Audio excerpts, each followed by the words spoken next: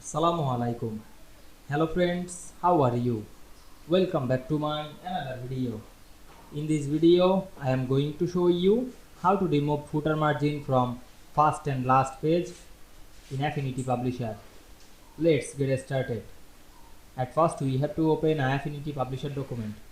Now we want to remove the footer margin from the first and last page. Firstly, go to the window menu, then enable the pages option.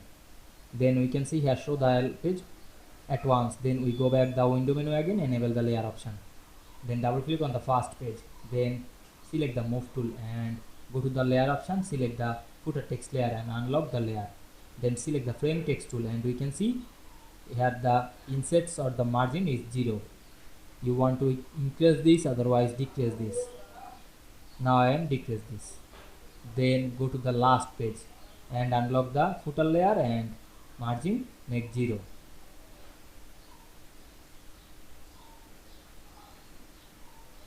Then close the panel, then lock the layer.